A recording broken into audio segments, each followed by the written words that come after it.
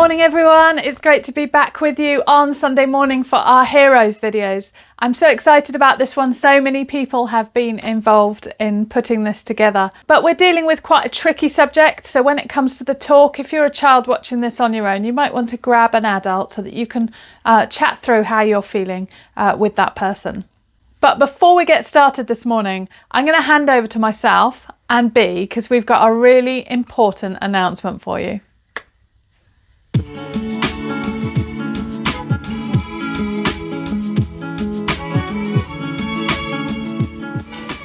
Hi B. Oh hey Heather, how are you? Hi, I'm okay. I was just grabbing a cup of tea. But what are you doing? I'm making pancakes, Heather. I'm so excited. What are you making pancakes for? Did you know that it's on the 16th of February, it's Pancake Day, and we're having a pancake party? Amazing. Brilliant, but I don't have any pancakes. Oh, well I made one earlier. Do you want it? Yes, please. Here you go. Thank you so much. I'm so excited. So while I'm thinking about what to put on my pancake, can you tell me what's happening? What's the party all about? Yeah, of course. So on the 16th of February, we're going to have a pancake party from 4 till 5 in the afternoon. And it's going to start on YouTube, and we're going to have some challenges, some brilliant drama. We're also going to have some little short talks and reflections. And straight after the YouTube, Heather, we're also going to have a Zoom reunion. So anybody who's wants to come along can join in on the Zoom, and we're going to have some more pancake flipping challenges. We're going to have a quiz, and we're going to have some social time just to hang out together and enjoy Pancake Day. Brilliant, that sounds so exciting. So can I just turn up? Well, actually, Heather, it'd be really great if you could sign up in advance, and you can do that one of two ways. You can go through the Christchurch website, or you can go straight through Church Street and register. And that just gives you the Zoom link so that you can join us afterwards, and also the YouTube link to watch and be part of it all at the same time. Brilliant. And I think the CCA Family Resources website also has that link in, but it also has some other stuff, because I don't know about you, but I mean, you clearly know how to make a pancake, but I'm not so sure. And I think some people from our church have made some videos to show us how to make pancakes, all sorts of different pancakes, sourdough, normal, vegan, I think, all sorts of things. So go and have a look on there and see what you can find. Oh, now I'm even more excited. I can't wait. I'm going to get practicing and you get all my sauces out and decorate. It'll be wonderful. Excellent. Well, I need to go because this pancake's getting cold, but thank you so much. And next time I see you, I'll get you a cup of tea. Oh, fantastic. See you soon. See you soon. Bye. Bye.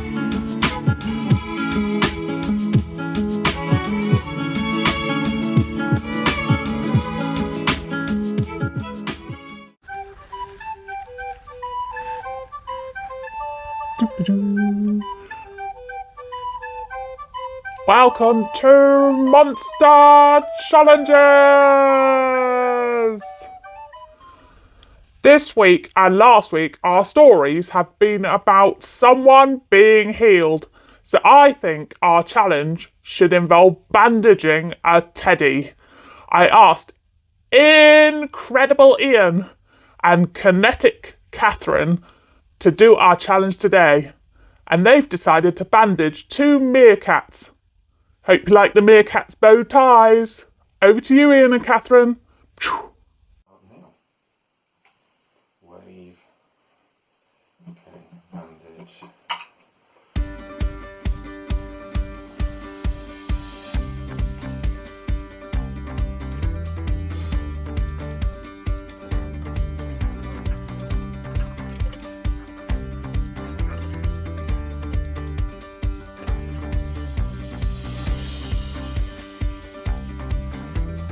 Dog. Finish.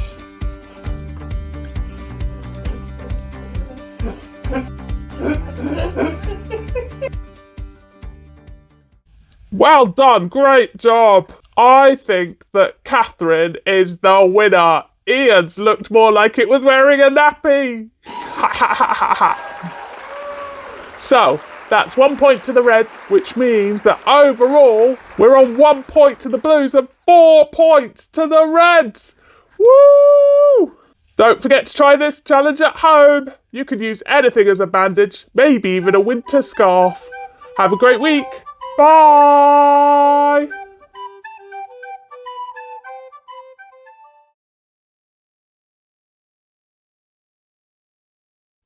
Hello. Jesus and his disciples used to walk a lot. Just as well, really, because there were no buses or trains or taxis. Not even a bicycle. But they loved walking and talking as they walked. They learnt a lot from listening to Jesus, including just watching how he lived his life. So one day Jesus said to his disciples, "Come on, lads. Let's go on a long walk today." By long walk, he meant 35 kilometres. That's as far as walking from Abingdon to Cotswold Wildlife Park. And he wanted to go to a town most of them had never been to before. It had a funny name. It was called Nain, which rhymes with pain, which is exactly how most of their feet were feeling when they got near the town. But as they approached Nain, looking forward to a fish and chip supper, they saw this enormous crowd come walking towards them,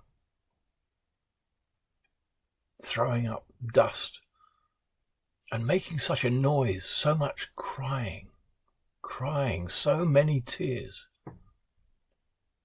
It was a funeral. Like all funerals in that part of the world, the coffin that the men were carrying high above their shoulders was an open coffin. It wasn't a very big coffin, because the funeral was for a boy, probably not much older than you. No wonder they were crying. But they were also crying for this little woman who walked alongside the burly men carrying the coffin. She was the boy's mother. And they were crying because many years before, soon after the boy was born, her husband died and she'd had to bring up the boy all on her own. And now she was so alone. No one to go home to care for, to make their tea. Jesus and the disciples were upset by all this crying and sadness. But Jesus didn't just cry. His stomach lurched, turned over inside him. He felt terrible. His heart was breaking because he could see what this woman was feeling inside, as if he had X-ray eyes. Her pain, her loneliness, her sadness, her worry.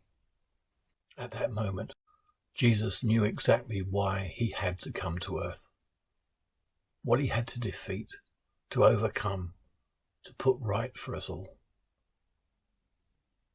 His Father had sent him to show how much he loved people like that woman, how much he hated death, and so much wanted to make it all right again.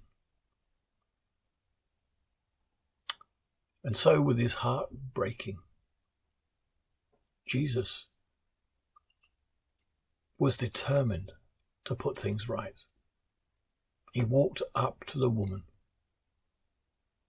and told her not to cry. What did he say? How can he dare say that? The whisper went round the crowd. And then, to everyone's amazement, including the disciples, he walked up to the coffin and spoke to the boy. "Get up," he said, which is what the boy had heard his mother say many times when he wanted to stay in bed and not go to school. But unlike those times, immediately the boy sat up. And the crowd, well, their faces changed, their mouths dropped. They were absolutely gobsmacked. And the boy must have been surprised too. "I'm alive!" he shouted.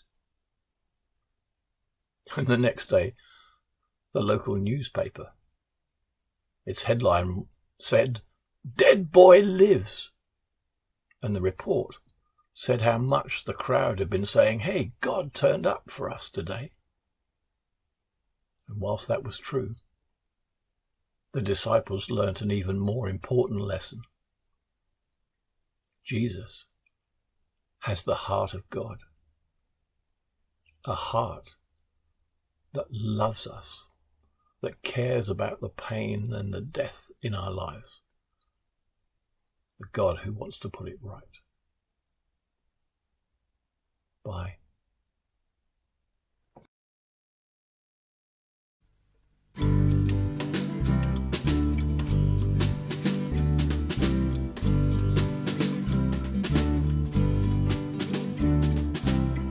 you made a big blue sky, made the oceans deep and wide.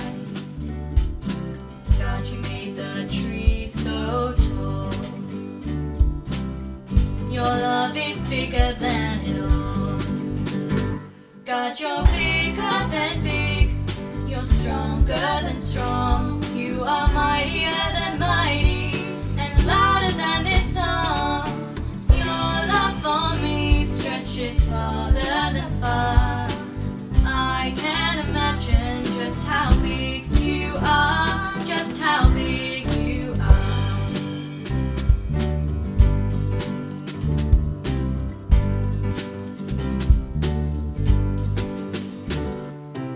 God, you made a big blue sky, made the oceans deep and wide. God, you made the trees so tall. Your love is bigger than it all. God, you're bigger than big. You're stronger than strong. You are mightier than mighty and louder than this song. Your love for me stretches farther than far. I can't imagine just how big you are, just how big you are.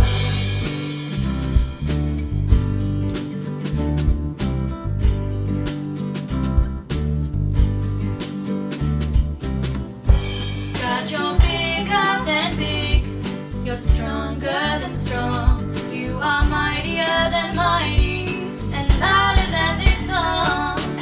Your love for me stretches farther than far. I can't imagine just how big you are, just how big you are.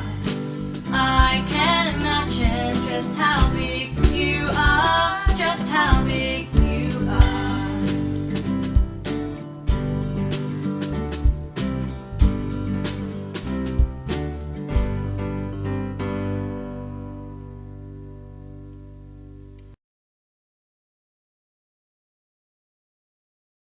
Well, thank you, Jovial John, for reading that story from the Bible so brilliantly. And it's a story about Jesus, who is the hero we're thinking about today, who deeply cares for people. And in that story, there were some people who were very sad and crying, and there were some people who were very happy. And it started me thinking, I wonder what sorts of things make us feel happy or sad. For me, I really like a good joke that makes me laugh. And when our son, Daniel, was little, his favourite joke was, what do you call a donkey with 3 legs? A wonky. And this morning, my husband Phil told me this joke. What did one eye say to the other eye?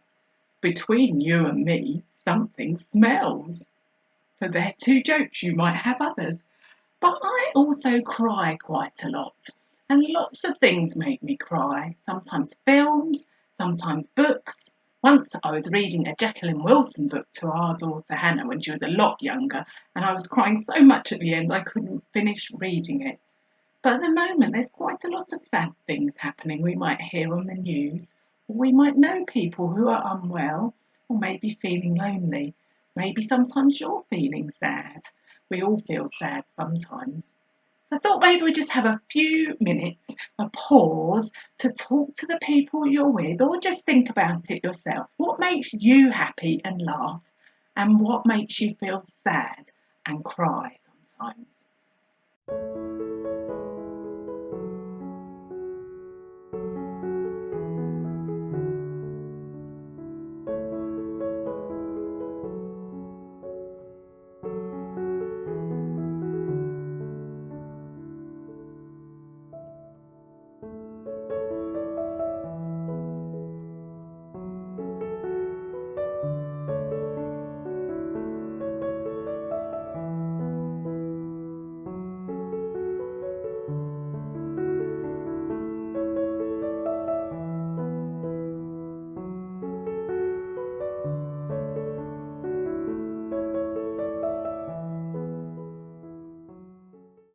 Hopefully you've had a good little chat or think about that.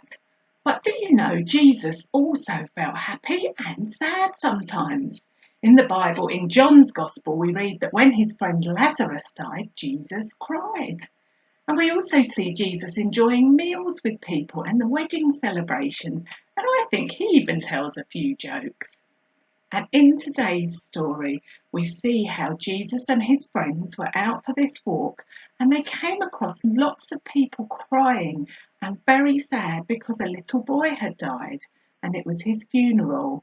And his mum was especially sad because she was also a widow, which meant her husband had died before now. And we read in the Bible that Jesus' heart went out to her. In fact, in the story, the way John read it, it said his stomach lurched. It was heartbreaking to see all those people so sad. And Jesus felt sad and he cared deeply. He didn't just say, "Oh, that's a shame, poor you," and carry on walking. He stopped. He took time. He said, "Don't cry" to her, because he had compassion on her. That's an interesting word we'll think about in a minute. Compassion. And he had so much compassion and love for this lady that he actually brought her son back to life. He actually healed him, and that was an awesome thing to do. And then his mum was very, very happy at the end of the story. But in other parts of the Bible, we read about Jesus having compassion on the crowd when they were hungry. You might remember that story. And he made sure they were fed over 5,000 people. And sometimes he had compassion when people were lost or not sure what to do in their life. And he'd talk to them or listen to them, give them time. And he would give people hope. And sometimes he'd have so much compassion for other people that he needed to go away and pray to his Father in heaven and know that God would help them. And this word compassion is a really interesting word because it's made up of two words actually. The word com means with, and the word passion means suffering. And when you have compassion, it means you suffer with. Jesus cared so deeply he would suffer with people, cry when they were sad, laugh when they were happy, and do something about it. And in another part of the Bible, we read that the Lord is close to the brokenhearted. That's in the Psalms.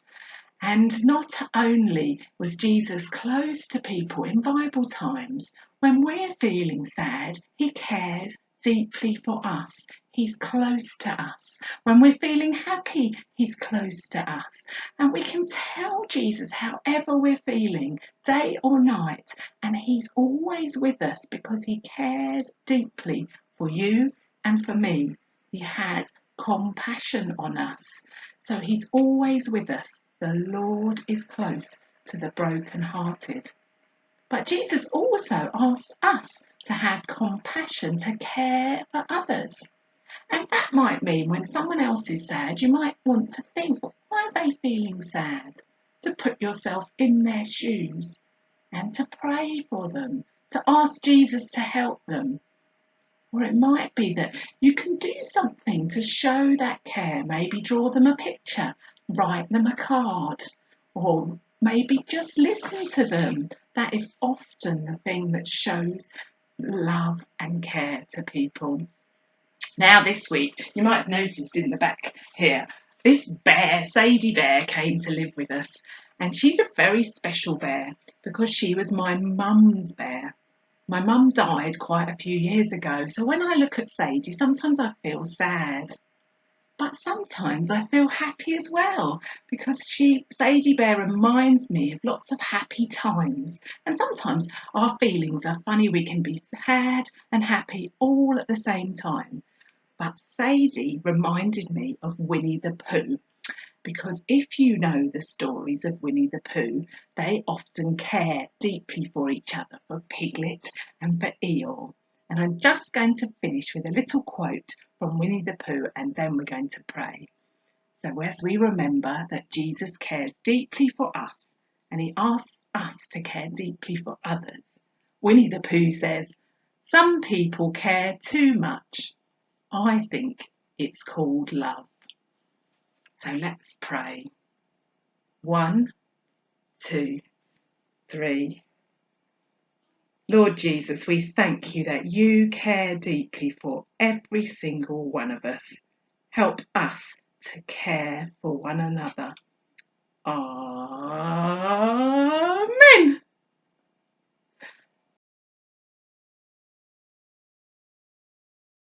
Thank you so much to everyone who has contributed to this week's video. Do check out the CCA Family Resources website where you'll find crafts and activities all to do with this week's topic. You'll also find the booking link for the pancake party is on there.